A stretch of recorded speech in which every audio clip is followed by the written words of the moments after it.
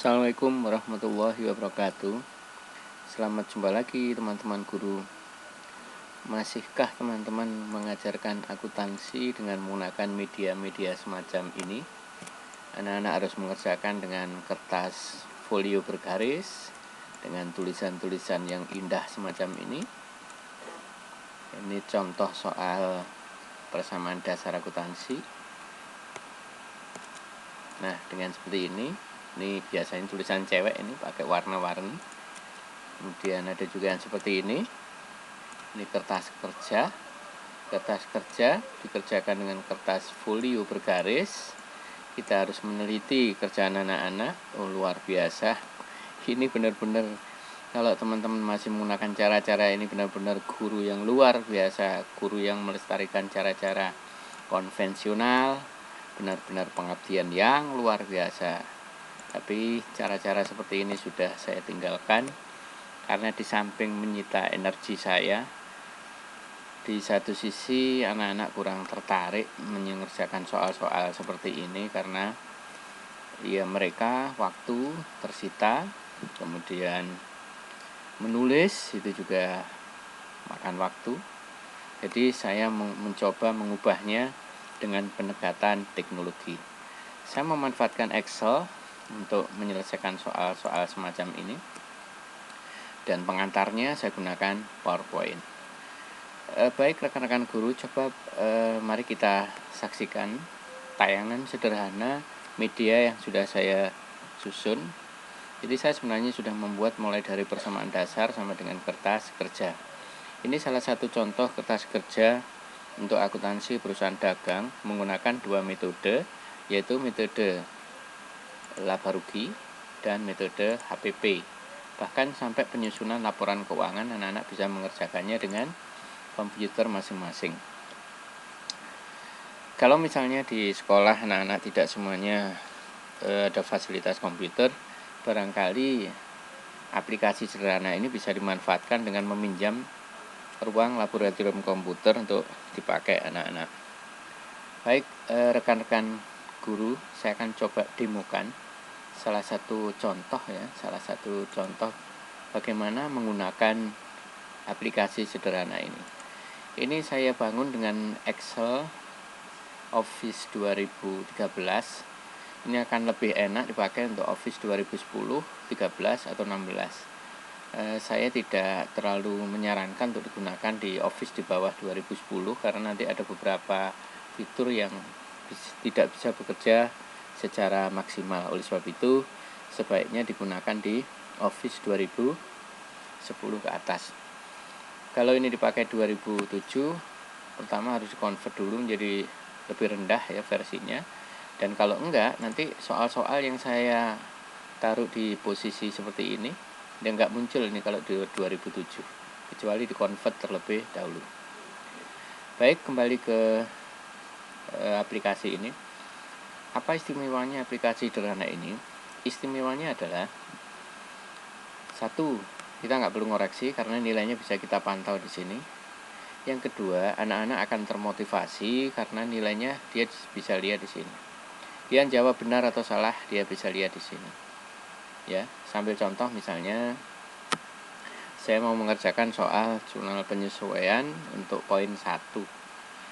Poin 1 telah diterima pendapatan 1.200.000 dengan biaya admin 40.000. Berarti kasnya bertambah dan berkurang 40 ya. Kita tulis saja di sini di akun kas, di sini kita tulis 1.200.000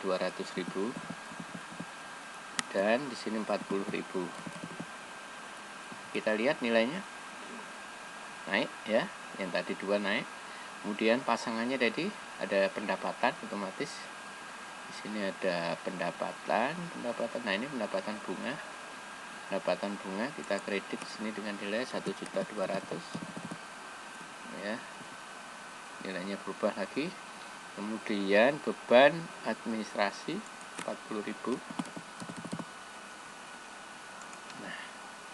Nah, di sini nilainya udah naik lagi 7 dan seterusnya sampai semuanya di sini bernilai 100. Nah, anak-anak juga bisa memantau di sini jumlahnya harus balance. Di sini ada pantauan juga. Ini bisa kita ganti ya di sini. Isikan angka 0 jika untuk tujuan pemahaman, jadi ini untuk latihan ya.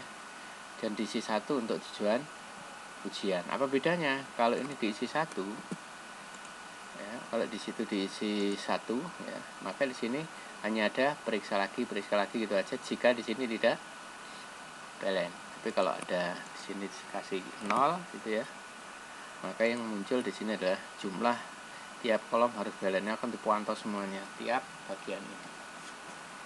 Baik, kita lanjutkan. Ini pada halaman worksheet yang menggunakan metode ikhtisar laba rugi.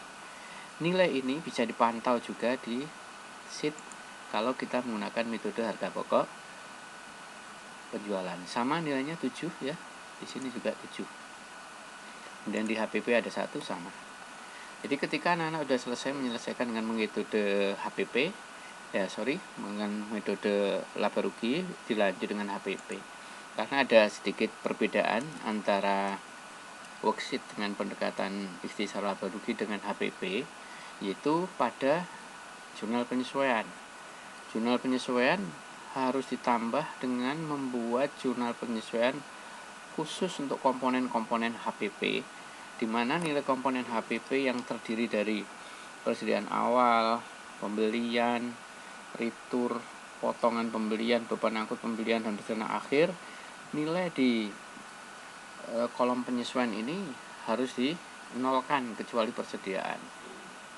Saya akan demokan. Di sini ada akun retur pembelian bernilai kredit. Maka supaya dia nilainya 0, dia kan harus didebit dengan nilai yang sama. Perhatikan di sini nilai untuk metode HPP 1. Kalau di sini saya buat JUP jurnal penyesuaian untuk retur, saya tulis ini 2.700.000. Apa yang terjadi? Nilainya naik. Saya coba tambahkan yang ini 900.000. Maka nilainya juga akan naik. Terus begitu sampai semuanya nilai jadi 100. Dan nilai di sini keterangan di sini jangan sampai remedi. Anak-anak akan termotivasi untuk membuang kata-kata remedi ini menjadi Anda tuntas. Itu yang akan dikejar anak-anak. Makanya ini sangat membantu. Nah, apabila di sini belum dijawab sama sekali, ini kosong ya, misalnya belum ada jawaban, nilainya kosong, dan di sini ada keterangan Anda harus mengikuti remedi. Karena yang dipantau oleh kata-kata ini bukan dari jawaban ini, tapi di nilai akhir. Jadi nilai akhir ini harus 75. Saya akan coba kosongi juga yang di kolom ini. Saya kosongi semua, nggak ada nilai, belum dikerjakan sama sekali. Nilainya 0. Apa yang muncul di sini? Anda belum memulai. Berdoalah dan seterusnya. Jadi ini sangat membantu, dan ini sudah saya pakai beberapa tahun, 3 tahun yang lalu. Dari setiap tahun saya update, saya edit, saya sempurnakan supaya semakin mudah untuk digunakan oleh banyak orang. Nah, kalau worksheet sudah selesai baik metode LR maupun HPP, maka anak-anak bisa melanjutkan menyelesaikannya di laporan keuangan. Jadi mereka harus mengerjakan keseluruhan. Makanya untuk tugas-tugas semacam ini biasanya saya buat semacam tugas di rumah. Ya, kalau untuk ulangan seluruh materi terlalu lama. Jadi ini biasanya saya pakai untuk tugas di rumah atau tugas di sekolah berkelompok. Nah, demikian teman-teman, ini untuk yang versi tugas atau versi latihan pemahaman anak-anak supaya mereka benar-benar bisa praktikum mengerjakan kertas kerja. Nah, sebelum masuk ke situ, saya biasa memberi pengantar dalam bentuk PowerPoint. Saya buatkan pengantar PowerPoint sederhana untuk materi yang tadi, yang saya harapkan bisa mendampingi belajar mereka. Jadi ini saya pakai di kelas dan bisa dipakai belajar anak-anak juga di rumah. Ya, tinggal mengcopy, ambil di blog. Nah, di sini KD-nya adalah KD 36 dan 46 sesuai itu tadi, dan seterusnya. Ini tujuan, indikator, semuanya bisa dibaca. Nah, ini data-data penyesuaiannya saya taruh di sini. Ini sangat membantu anak-anak untuk belajar ya. Jadi dengan hanya klik checklist ini, maka di sini akan muncul jurnal penyesuaiannya. Ini bisa dibuang lagi, kita bisa lanjutkan lagi, dan seterusnya. Jadi hanya cukup checklistnya ini yang di klik, ini udah muncul jurnalnya. Nah, sini tadi ya, data penyesuaian. Ini banyak link yang saya buat untuk ini. Ini saya buang.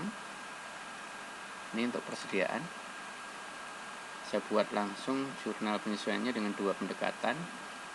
Ini pendekatan laba rugi dan ini pendekatan HPP. Ini belum saya ganti, ini maaf. Nah, berikutnya di sini animasinya udah jalan, jadi ini bisa dipakai oleh siapapun, tidak harus saya, guru siapapun. Jadi tinggal klik muncul. Jadi ini angka-angka ini adalah berasal dari jurnal penyesuaian tadi ya. Ini saya cepatkan seperti ini.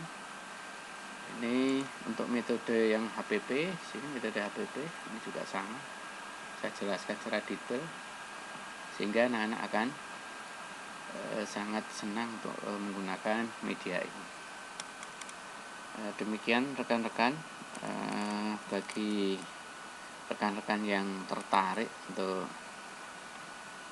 menggunakan media ini bisa kontak saya di sini. Saya akan kirimkan contoh-contoh yang diinginkan. Jadi ada kertas kerja, ada ini untuk PowerPoint-nya juga saya akan berikan gratis, tidak usah membeli. Jangan lupa untuk mengikuti update materi saya hanya dengan klik subscribe. Jangan lupa juga like, kasih komen, masukan dan sebagainya. Saya akan rutin mengirimkan produk-produk media belajar yang saya buat. Terima kasih rekan-rekan, sampai ketemu di lain kesempatan. Assalamualaikum warahmatullahi wabarakatuh.